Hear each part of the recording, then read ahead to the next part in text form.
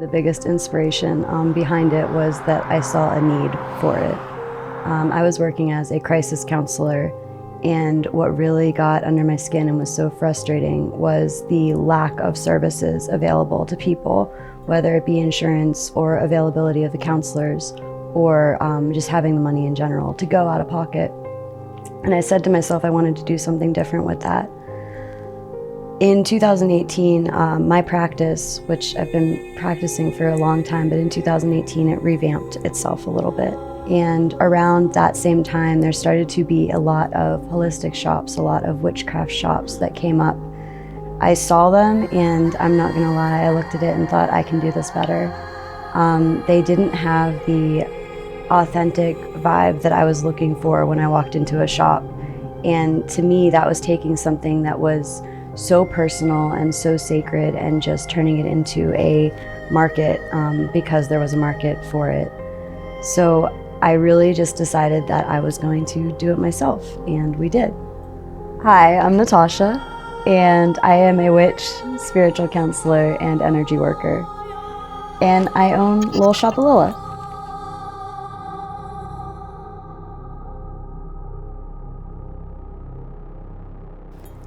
I wanted to help people help themselves. I wanted to help people heal themselves.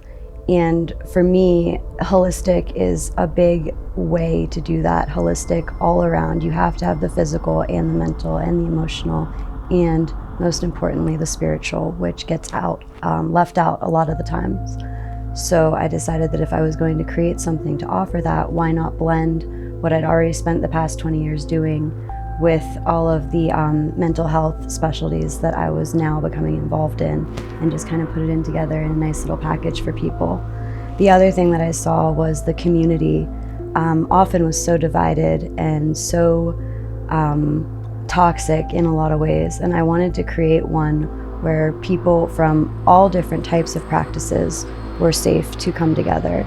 I personally work with the left-hand path side of things, and that gets a little bit of a bad rap. And I wanted to make sure that right hand, left hand, witch, pagan, Norse, Buddhist, it didn't matter. Whatever you were practicing, this was a safe space for you.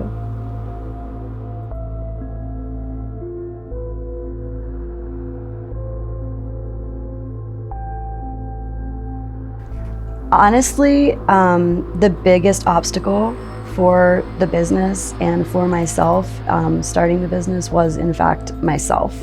I needed to be able to be confident enough in what I was doing, to have enough faith in my ability to do it. And I wanted to make sure that what I was doing was coming across in a way that spoke my truth as I know it, my own gnosis. We wanted to create something that was real, dirty, hands-on, authentic witchcraft, and that is what I feel that we're doing here. And doing that is a bit of an obstacle in itself, because when you're trying to do something that doesn't go along the same grain as the way that everybody else is doing it, you tend to question yourself more, and that imposter syndrome is going to kick in more, and you're going to have people that don't like it, and you're going to have people that talk a lot. So being able to rise above that and not let my own insecurities or fear of failure or anything like that get in the way was very important. The other thing is actually the fear of not failing, which I think oftentimes is much bigger than the fear of failure itself. Okay, so you fail, you start over, you go back to ground zero, or you just give up and you go back to your 9 to 5 and, you know, go back to a different type of schooling, whatever. But like, what if you don't fail? If you don't fail, then people are going to expect things of you. People are going to look to you for things. People are going to put you on a pedestal that I am not always convinced I belong on or deserve to be on. And not failing, like that, the idea of that was the biggest obstacle out of all of them.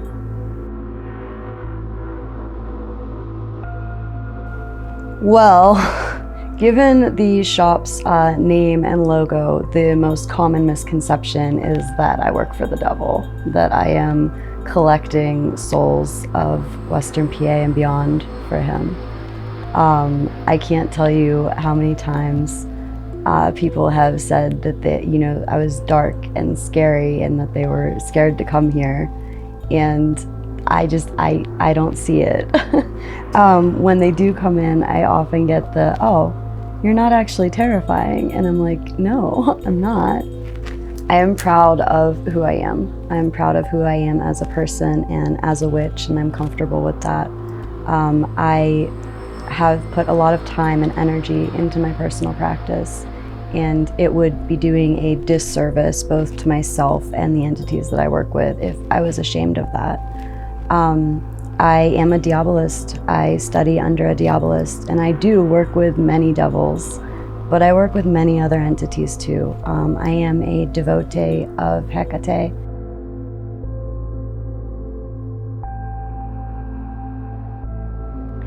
Fear often comes from a lack of understanding from societal concepts. I'm not here to sell your soul to the devil. It wasn't part of the contract that I signed when I started this business. I'm not here to push my beliefs. I'm here to help you discover yours, point blank, period. So we have a ton of different products in the shop. One of the biggest things for me, as I spoke about before, is my oils. I'm very big on ritual oils, on using oils in practice because they're so versatile. You can use them on candles, you can use them in jars, you can use them on sigils, you can put them in the fire. The ritual oils are my pride and joy, as are the intention oils, which are daily wear perfume oils that have specific intentions for them. So you can put them on with sigils, you can put them on with protective runes, you can put them on with any different kind of symbology that you want. So the services that we offer have grown throughout the year, and I am honestly very, very proud of them. I dropped out of my clinical master's in order to go to a master's in metaphysics and spiritual counseling. So I'm working that program right now, and I do offer counseling services, spiritual counseling, mentorship. I'm also a certified life coach. My specialty is in emotional awareness and sexual consciousness. So I am able to work with clients on a variety of different levels when it comes to a counseling system or coaching system. I also, of course, do tarot readings because what witch wouldn't offer tarot readings? And those have been extremely successful and, to be honest, turn into a counseling session all of their own half the time. And I offer intuitive energy work. So the energy work that I do, I am actually now a certified Reiki practitioner in Tantric Reiki, but I would not call myself a Reiki practitioner. I do intuitive work. I work with my spirits. I create my own sessions, and they have been also hugely successful, and I'm very pleased with them. We offer a ton of classes here. So we have classes that you can do that are one-night classes. We have classes that I run that are anywhere from 4 weeks to 6-week courses. And we have a series that we started last year, which is the lecture series, where I have a lot of different people in the metaphysical field, in the occult field, come and speak on different subjects. So it's been awesome to get a variety of perspectives, a variety of different types of practitioners. And then we have ritual. So the rituals are so cool for me. When we first started doing them, I had no idea how I was going to, as a mainly solitary practitioner, lead a group of people through an actual ritual. But it just got easier and easier. And now it just honestly feels good to have the room of people working together. Growth. What any business wants is growth. But it's more than that. It's growth for myself, growth for me and Britt and what we're able to accomplish both independently and together. And moreover than that, growth for my clients and the people that come in here and the people that trust us to learn from us and to be vulnerable with us and to just take it to a different level.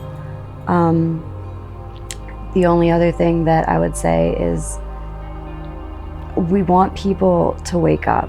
There's a world that everybody lives in, that everybody is surrounded by and has shoved down their throats on a daily basis. And it is one where the people want you to stay asleep, so that the ones that have it smooth and easy and are reaping the fruits can, continue to do so, oftentimes at the expense of just the everyday person.